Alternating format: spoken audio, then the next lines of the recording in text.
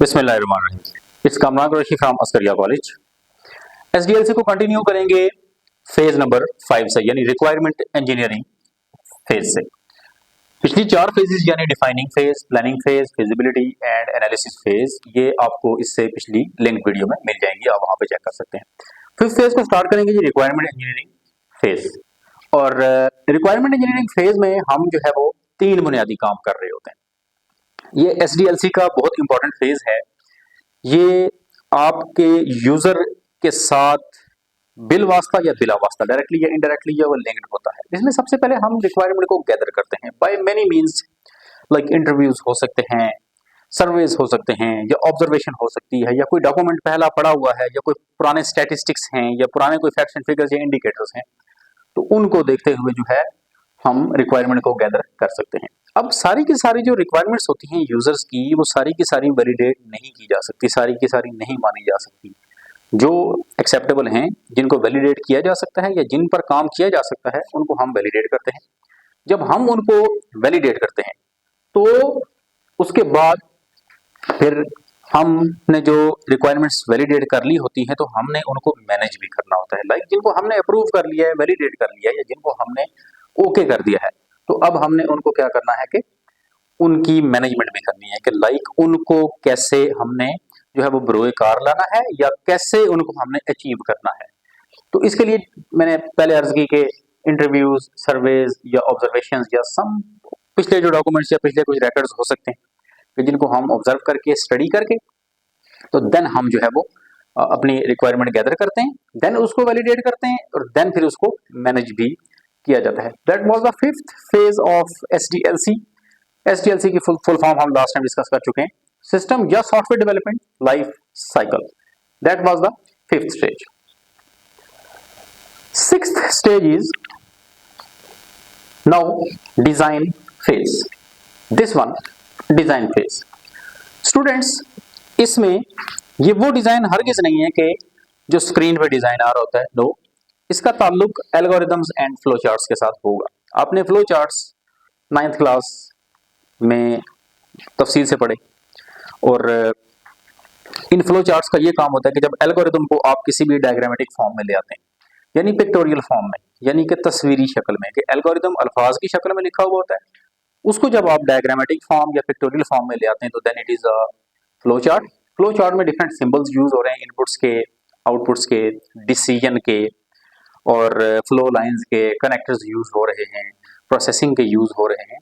उन तमाम सिंबल्स को, स्टार्ट एंड एंड का सिंबल होता है, वो आपने एक बार दोबारा से गो थ्रू या रिवाइज कर लेना है। तो डिजाइन फेज के अंदर एल्गोरिथम्स एंड फ्लो चार्ट्स बनाए जाते हैं, schematic diagrams, structural diagrams and functional diagrams, या फिर फंक्शनल स्ट्रक्चर्स को तरतीब दिया जाता है कि सॉफ्टवेयर को डेवलप कैसे किया जाएगा, क्योंकि इस डिजाइन फेज के फौरन बाद very important phase, coding phase start हो जाता है। तो स्टूडेंट्स, रिक्वायरमेंट गैदर करने के बाद, उनको वैलिडेट एंड मैनेजमेंट के बाद, जब हम अगली स्टेज पे मूव करते हैं, दैट इज डिजाइन फेज।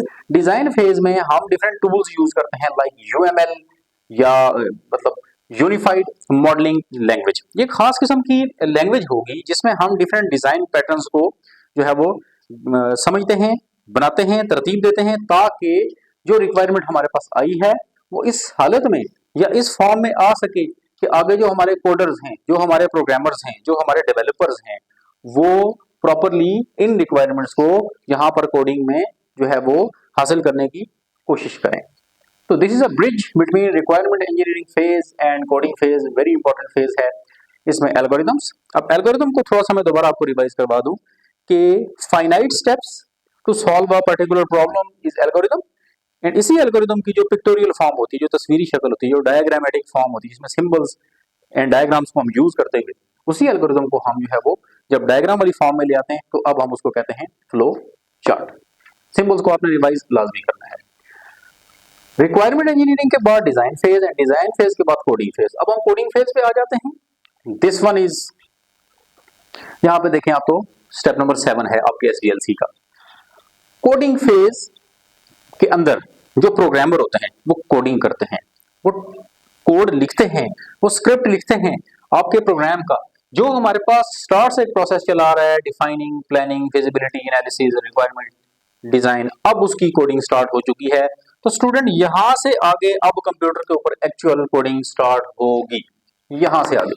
इससे पहले यूं समझ लें आपके टेबल वर्क या पेपर वर्क था या प्लानिंग थी या डिफरेंट और टेक्निक्स इन्वॉल्व थी, जिसमें कंप्यूटर का डायरेक्टली शायद उतना ज्यादा रोल नहीं था, लेकिन यहाँ से आगे अब आपका लैपटॉप, आपका कंप्यूटर, आपकी वो मशीन जिसके ऊपर आप काम कर रहे हैं वो इन्वॉल्व हो जाएगी using some different programming languages. बहुत सी प्रोग्रामिंग लैंग्वेजेस हैं, C++, C sharp, Java, Python and different other languages को यूज करते हुए वो कोड जो इस सारे प्रोसेस से गुजर के आ चुका है, जो डिजाइन फेज से डिजाइन हो के उस शक्ल में आ चुका है कि अब उसको प्रोग्रामर्स जो है वो कोड को लिख सकते हैं, टाइप कर सकते हैं। तो आप स्टूडेंट्स ये देखें कि अक्सर ये ख्याल किया जाता है जी कि प्रोग्रामिंग या कोई सॉफ्टवेयर बनना डायरेक्टली हमारे यहाँ जो कॉन्सेप्ट है कि यहाँ से स्टार्ट होता है, हालांकि ऐसा नहीं है, यहाँ से नहीं स्टार्ट होता, बल्कि इसके पीछे की 6 very very important and crucial stages मौजूद हैं।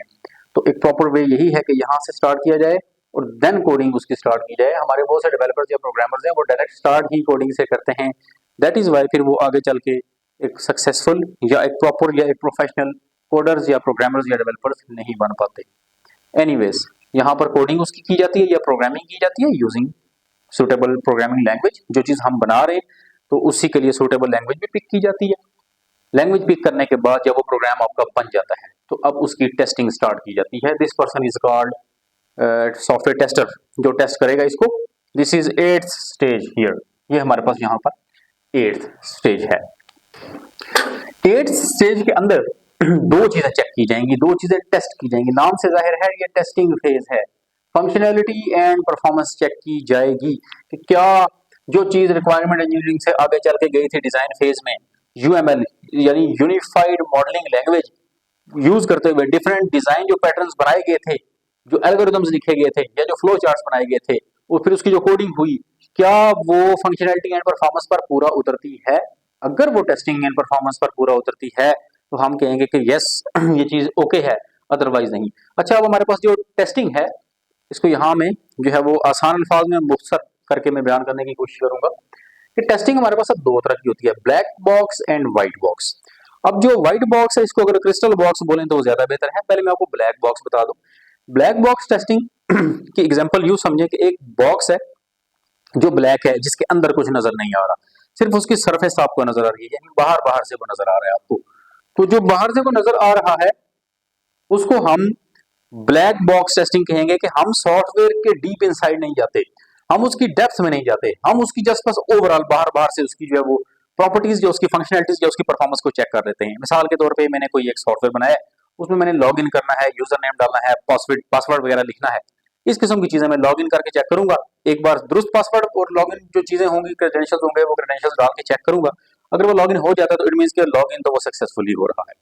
और अगर एक बार मैं गलत भी डाल के ट्राई करूंगा, दोनों केसेस में अगर मैं गलत डालूंगा तो उसको लॉगिन नहीं होना चाहिए। ये तो है नॉर्मल केस। अब वर्स्ट केस इसके ऊपर और ट्राई किए जाते हैं, जिसमें हम ये देखेंगे कि एक बार मैंने accurate password and user name and जो भी क्रेडेंशियल्स है वो डाले, अगर वो डाल के लॉगिन हो रहा है तो देन इट्स ओके।